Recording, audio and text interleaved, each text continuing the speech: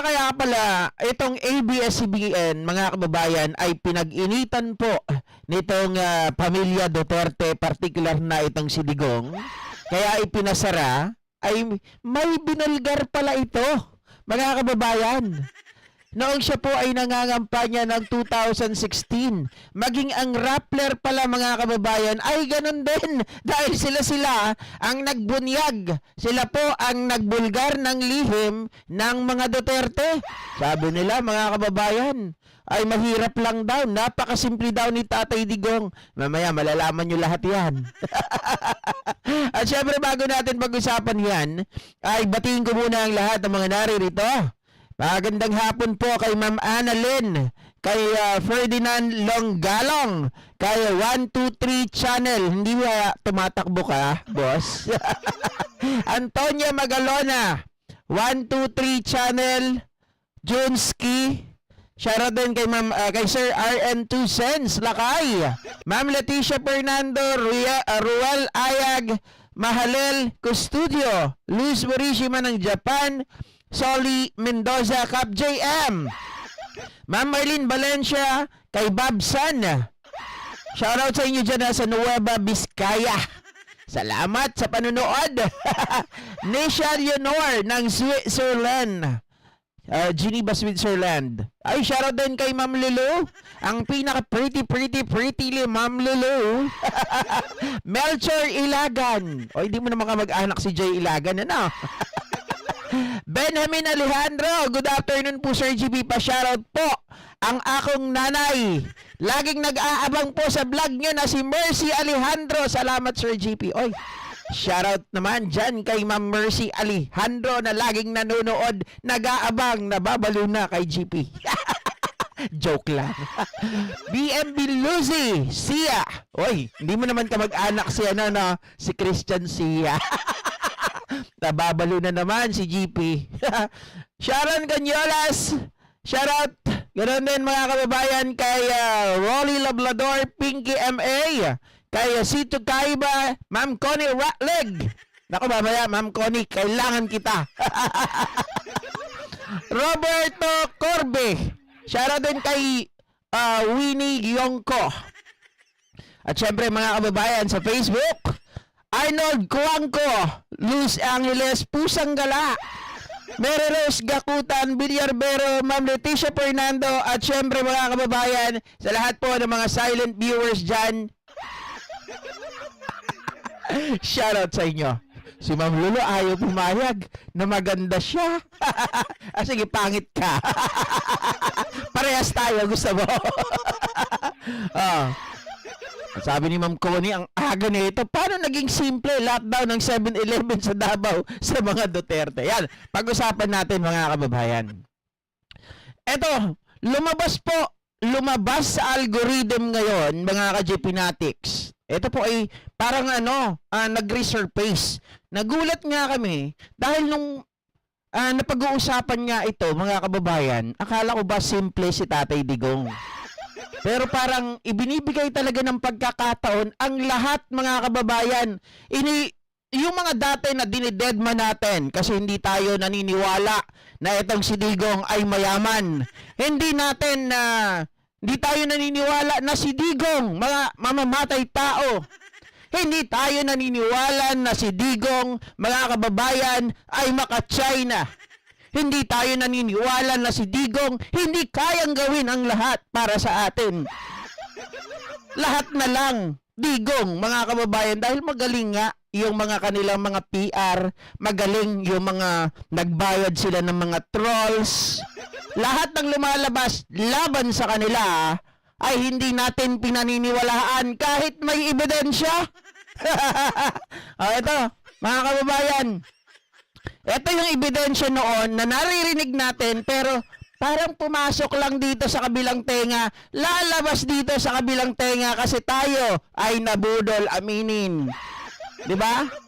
Aminin nyo yan. Pare-parehas tayong nabudol.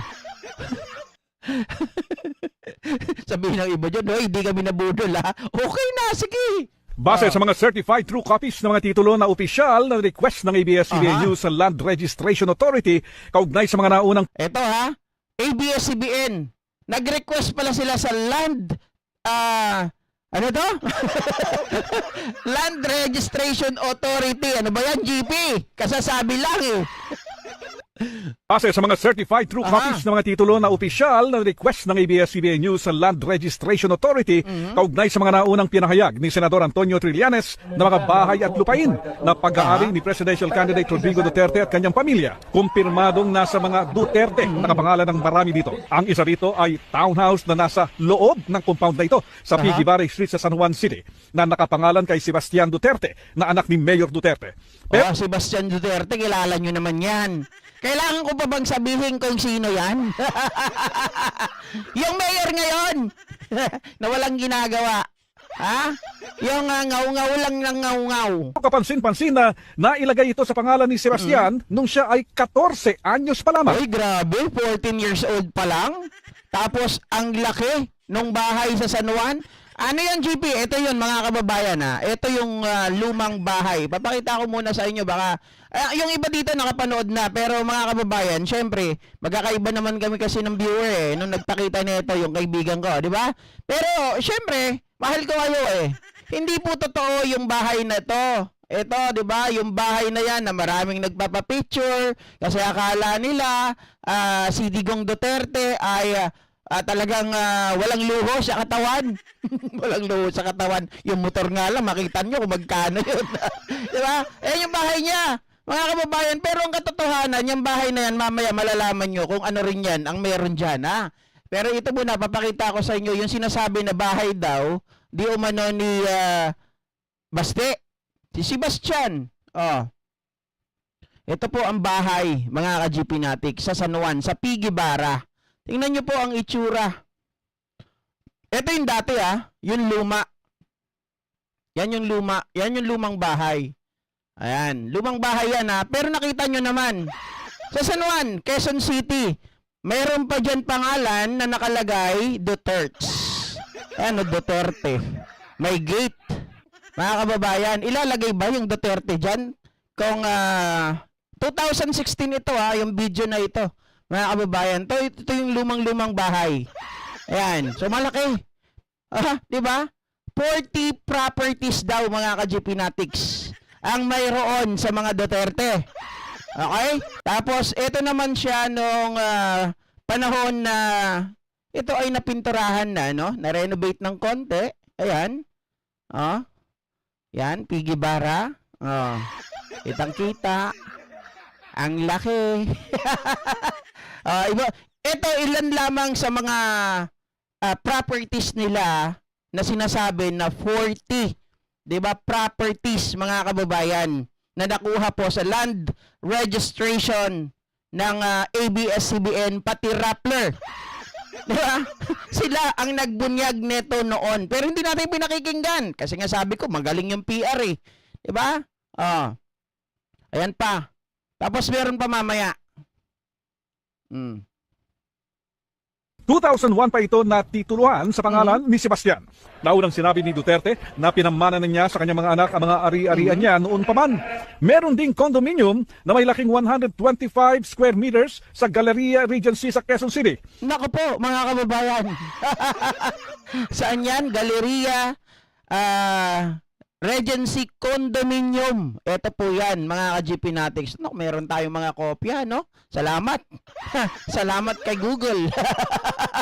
Ito yan, Yung sinasabi dyan na pagmamay-ari na ni Sara, nakapangalan sa kanya. Ayan po, Galleria Regency, a landmark in the Ortigas Skyline. Anak ng tipaklong. Mga kababayan, ilan kaya yung unit nila dyan? ang laki niya, Tapos walang bahay, hindi man lang pinagawa. Ano ba talaga ang dahilan kung bakit yun lagi yung pinapakita na simple lang daw si Tatay Digong? Siyempre, mga kababayan, ang tawag doon, mapagbalot kayo. Ayan, Yan yung bahay. Ayan yung condominium na nakapangalan kay Sara Duterte, mga ka-GP Natics. Naku po, ang laki. Ano pa? na nakapangalan kay Inday Sara Duterte. At nabili niya noong 2006. Nakalista si Sara noon bilang single. Depensa kasi ni Single pa lang pala siya noon, mga kababayan, pero nakabili na, 'di ba? Ng kanyang condominium. Duterte. Kayang bumili ni Sara ng mga ari-arian dahil abogado siya. Oy, mga kababayan, eto ha, may tanong po ako sa inyo. Hindi porket abogado siya, depende siguro sa abogado. Makamamaya kasi, mga kababayan, ano ba si Sara dati? Nung panahon nito, meron ba tayong nabalitaan na naging trabaho ni Sara Duterte nung siya po ay naging abogada? Tanong ko lang ha, kasi base po sa mga nakita namin dito, mga ka-GP Natics, parang siya po ay naging clerk of the court lamang. Yung parang utosan. Hindi, yung kumbaga secretary, parang gano'n, ng clerk of the court. Diba? Magkano lang naman ang sahod noon? Kasi tiningnan ko kanina, way back, mga kababayan, maliit lang yung sahod, parang 20,000 per month lang Diba? Oh, tapos, makakabili ng kondo. Kasi ang mga abogado, hindi naman po yan sila magkakapera basta-basta. Hindi yan kagaya ng mga empleyado, 'di ba, na sumasahod talaga regularly, 'di ba? Pero ngayon pag abogado, kapag wala po silang malaking isda. Bakit isda, GP? Ibig sabihin, kung wala silang malaking kliyente, mga kababayan, yung di kalibre na kliyente, hindi naman po sila mababayaran ng pagkalaki-laki. 'Di ba? Oh, gumagana lang po ang pera kapag halimbawa ay may kliyente ang isang abogado. Saka lang sila titiba-tiba. Hindi titibo-tibo. Titiba-tiba ng kanilang pera na makukuha.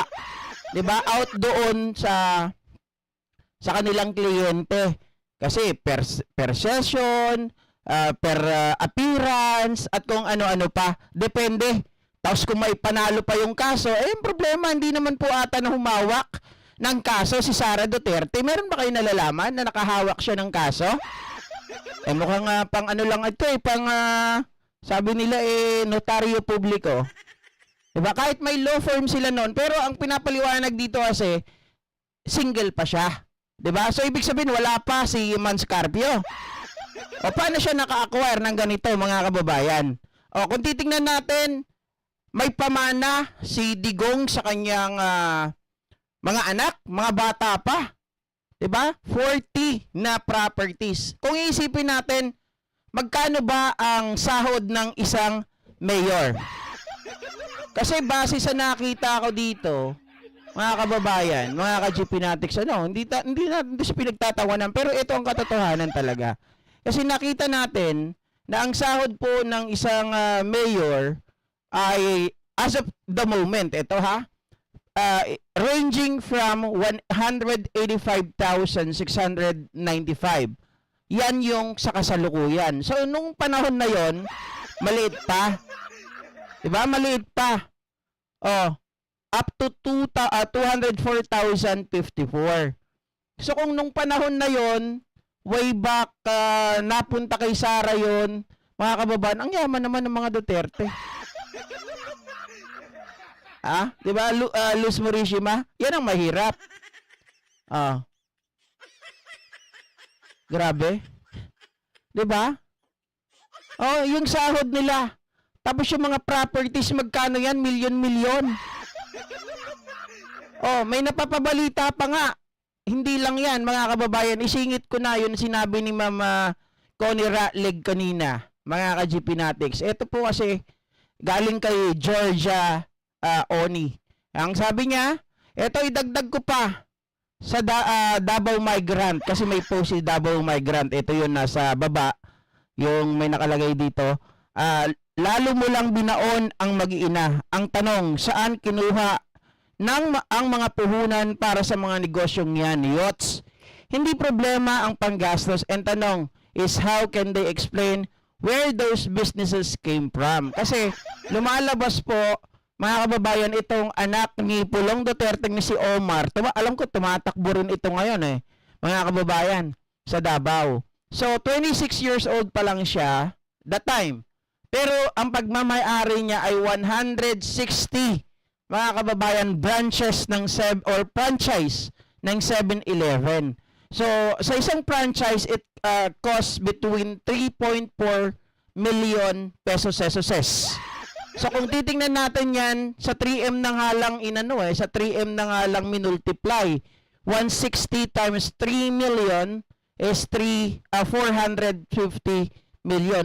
If you're gonna compute it to 4 million mga kababayan, lumalabas po na times 4M. Ayan, 640 million. Ganun sila nagmamay-ari. Tapos, ang pinapakita nila sa taong bayan ay yung bahay na ito na laging pinupuntahan ng mga tao ang sabi, napaka swerte naman. Talaga yung Tatay Digong namin hindi nagnanakaw sa kaban ng bayan. Pero ang totoo po, ang bahay ni Duterte ni Digong sa Davao, main house yan na even, mga kababayan, even not accessible to the public. The smaller, more humble one is just for PR purposes. That's usually where his team shoots those napakasimple naman ni Tatay Digong. Pics where he's in a shirt and short eating some tuyo or something, lol. His actual house is much larger and more opulent. It's also on private land with security. Other Redditors who've been, especially healthcare personnel that they're brought on over there can corroborate what I'm saying. They also have plenty of businesses and franchises in Davao City. So, ayan, lumalabas mga kababayan na yung balita ng ABS-CBN is actually legit, mga kababayan. At sinabi naman kung saan nanggaling yung report na yon. Galing sa land registration, mga kababayan. Nakuha nila yung mga number. So, totoo. Kaya lang noong panahon na yun, hindi natin pinapansin. Meron ding lupain sina Mayor Sara at kanyang asawa sa Parañaque na nailipat sa kanila noong 2013. Kasama na dito ang 10,000 square meters na lupain 10,000 square meters, anak ng tinapa. Kung ito ay 10,000 square meter, I'm not good in math mga kababayan. Ay, hindi talaga ako magaling dyan. 10,000 square meter sa hectares, ilan yan? Ilang hectares yan?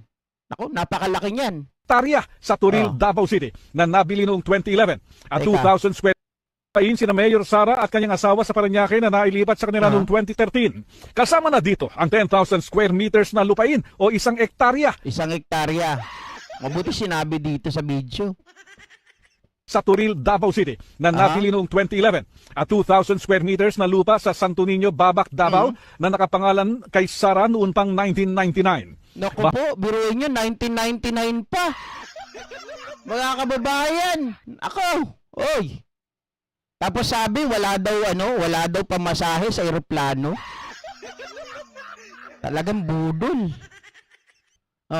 Hagi din ito ng mga dokumento na binunyag ni Senador Antonio Trillanes. At the very least, it shatters yung pagpapanggap na siya ay simpleng tao, na simpleng pamumuhay. Kasi kung may mahigit 40 ka na mga lupain at hindi naman ito low-cost housing, talagang mayaman ka. Meron ding 1 hektaryang lupain si Paulo Duterte doon din sa Turil, Davao City at mahigit na 1,660 square meters na lupa sa barangay Gihanga sa Davao City. Ayon kay Duterte, marami din sa kanyang ari-arian ay bigay sa kanya ni Pastor Apollo Quiboloy. Naku po, eto na mga kababayan. Dapat siguro ano bang ahensya ang pwedeng sumilip dito? Alam naman natin na bawal, mga kababayan, ang tumanggap. Pag ikaw ay isang public official, okay? Bawal manghingi o bawal tumanggap. Parehas lang, kahit manghingi. Bawal tumanggap, bawal manghingi ng anuman, mga kababayan. Maliban na lang kung ito po ay kamag-anak mo. Hindi naman po siguro magkapatid. Itong si Kibuloy at si Digong. Diba? Hindi naman siguro, mga kababayan, hindi naman sila magtatay. Hindi na naman sila magtsuhin. Diba? So kung tumanggap ito si Digong na mga ari-arian galing kay Kibuloy, ibig sabihin, mga kababayan, may paglabag doon. Maliwanag. Oh. pinuno ng isang malaking religious group sa Mindanao. Pero ayon sa tagapagsalita ng Liberal Party na si Congressman Barry Gutierrez, may mga batas na nagbabawal sa mga empleyado ng gobyerno na tumanggap ng anumang regalo. Nakasaad ito sa Presidential Decree 46 Presidential Decree 46 at Article 211 ng Revised Penal Code. Article 211. Yan yung kaparehas po nung ikinaso ni Maharlika kay Kong Sandro Marcos. Mga kababayan, kasi sinabi na ito daw po ay tumanggap ng second-hand Rolex galing kay Abel Bacudio. 'Di ba mga kababayan? Pero hindi naman ata nag-prosper yung kaso ni Maharlika kay Congressman Sandro Marcos, mga kababayan, kasi daw yun ay bribery daw yun para doon sa makatanggap ng mga project. Hindi po ba? So maliwanag mga kababayan na may paglabag dito na ginawa. 'Di ba? Kasi sila mismo ang nagsabi, ang mga Duterte nakatanggap. Yung ibang ari-arian nila ay nanggaling kay Kibuloy. O kaya siguro ngayon, mga kababayan, yung mga ari-arian ni Kibuloy ay ginagawang tagapagmana itong si Digong Duterte. Dito na nakikita na natin ang katotohanan. Bakit kaya sila nagagalit sa ABS-CBN? Dahil ba sa pagsiwalat ng ABS-CBN sa kanilang mga kalokohan? Sa kanilang mga itinatagong lihim? Yes, mga kababayan, ako tingin ko isa ito. 'Di ba? Pero magaling nga talagang trumabaho ang PR, magaling pong trumabaho ang mga kakampi ni Duterte dati. 'Di ba sabi niya kumuha pa sila ng mga trolls, 10 million ang binudget nila doon. At nakita natin lahat ng mga kumakalaban sa mga Duterte that time, talagang sinasalag nila at binabaliktad nila. Even itong si Antonio Trillanes, 'di ba, na sinasabi ni Trillanes na may mga pera, na itong si Digong ay may mga joint account sila ni Sara, sila ay nagdi-deposit ba sa iba-ibang mga bangko sa ibang bansa. 'Di ba yan ang sabi ni Trillanes? Pero si Trillanes biglang binaliktad, mga kababayan. Na kesyo sabi daw, ikaw nga yung may deposito na pera sa ibang bansa, sa Singapore, sabi ni Digong, mga kababayan. Ito ay pinablish, ang alam ko, sa pagkakatanda natin, kasama ito yung nagkaroon ng parang live streaming, itong si Erwin Tulfo kasama si Digong Duterte. Doon niya binabanggit, na kinakalaban niya si Trillanes na sabi niya gano'n, hindi totoo lang lahat ng pangaparatang na yan. Siya ang totoo na naglalagay ng pera, nagdideposito sa iba-ibang mga bansa. Yan ang sabi niya kay Trillanes. Mga kababayan, tayo naman naniwala. Pero may ginawa dyan na good job si Trillanes. Yung sinasabi ni Digong na may diniposito si Trillanes, pinuntahan ngayon. Kumuha siya ngayon ng certification na wala po siyang pera na idinideposito sa mga bangko na yon, mga kababayan. Doon nasunog si Digong Duterte. Kaya lang tinabunan yan. Tinabunan ng ibabang mga balita para maging para hindi na siya mag-resurface at the same time bumango yung pangalan nitong si Digong Duterte. Sorry. Yan ang nangyari sa atin noon, mga kababayan. Dahil sa tulong na rin siguro ng social media at sa tulong na rin ng mga kagaya ni Amy Marcos na talagang nabulagan tayo. Nang akala natin si Digong Duterte na ang sagot. 'Di ba? Totoo naman yan eh. Si Digong Duterte na ang sagot sa lahat ng problema ng Pilipinas dahil alam natin, akala natin itong taong ito ay makabayan, makabansa, makadiyos. Yung pala mga ka-Gpnatics manyakul. 'Di ba? At hindi pala makabayan dahil siya ay maka-China. Oh. Di ba, Ma'am Evelyn Hernandez? Totoo naman ah. Sabi ni Ma'am Jo, si Duterte ang tagapagmana ni Kibuloy. Kaya nga nagtataka tayo, mga kababayan eh. Di ba? Itong si Kibuloy, tagapagmana si Duterte, kung tutusin, mas matanda pa si Duterte kaysa kay Kibuloy. Baka mas mauna pa nga si Duterte mamatay sa kanya. Di ba? Si Digong Duterte, ilang ano na lang yun, tawag dito, ilang bulati na lang, pipirma doon sigurado.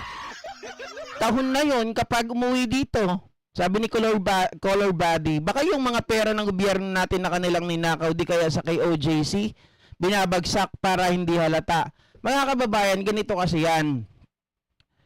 Alam mo yung mga hinala natin, may possibility yan. Bakit kanyo? Mapapansin naman natin paano sila naka-acquire ng ganong kalaki na properties, 40 properties, at hindi lang yun basta milyon-milyon. Okay, ngayon mga kababayan, isipin natin ilang taon na itong mga Duterte ay nakaupo sa gobyerno. Bilang vice mayor ng Davao, mula siya ay i-appoint ni Cory, hanggang sa naging mayor, hanggang sa naging vice mayor, at nagpalit-palitan na lang sila dyan. 'Di ba? Kung iisipin natin mga ka-GP Natics, hindi malayong mangyari yung mga iniisip ninyo. Baka mamaya, yung kaban ng bayan ay talagang kinukurakot. Hindi natin masabi. Pero, tapos, hindi lang yon, 'di ba? Mayroong mga usap-usapan dyan, nahawak talaga nila yung Davao, yung mga pagdating po sa mga drug laboratories, at kung ano-ano pa. Meron din usap-usapan na tawag dito, di ba ngayon sa ICC, mga kababayan, lumalabas na yung mga gagastosin nila doon, hindi sila pumayag na maungkat. Kasi, alimbawa, itong mga to, baka kasi mabuksan yung kanilang mga bangko, 'di ba, yung AMLA, ang sabi nila, sila na lang ang sasagot ng tawag dito. Kasi kasi nag-a-apply sila, sorry ha, medyo nalito ako. Kasi nag-a-apply po sila na dapat daw yung mga gastusin ng mga abogado at lahat po ng gastusin ni Digong, ICC ang mag-provide. Yan po sana yung unang purpose nila. Mga kababayan, kasi sinasabi nila na sila daw ay mahirap lang. Na sila daw ay walang kakayahan magbayad ng mga abogado, magbayad ng mga kung ano-ano pa doon sa Netherlands, sa ICC. Ngayon, ang problema, mga kababayan, natunugan ata ng mga ito na kapag pinagpilitan nila yon, baka mabuksan yung kanilang mga lihim na pera. Diba? Yes, totoo, pero wala pong karapatan ang ICC na halungkatin yung mga pera o yung mga bangko ng mga Duterte, 'di ba? Pero kapag pinilit po nila na sabihin na sila ay mahirap, baka po ang mangyari nito, imbes na hindi mabuksan, ay magkaroon po ng access ang ICC doon. Or mga kababayan, pinakamaganda niyan, dahil ngayon si Sara Duterte ay nalalapit na yung impeachment, 'di ba? Hindi na po siya mako-cover, mga kababayan, nung bank secrecy law. Na kung tutuusin, nakikita nyo pati si Amy Marcos, mga kababayan, galit na galit dito sa mga ICC kasi meron daw, kumbaga may mga nagbigay daw sa kanila ng mga dokumento tungkol sa mga kaperahan ng mga Duterte na dapat hindi naman daw pinapayagan ito ng bank secrecy law, pero nabigyan sila ng access. Bakit anong kinakatakot mong? Ba't pati yung bangko na yon, Amy Marcos, natatakot ka? Bakit yun ipinaglalaban mo? So, madaling sabi, meron talaga ditong itinatago. Diba? At speaking ng kayamanan,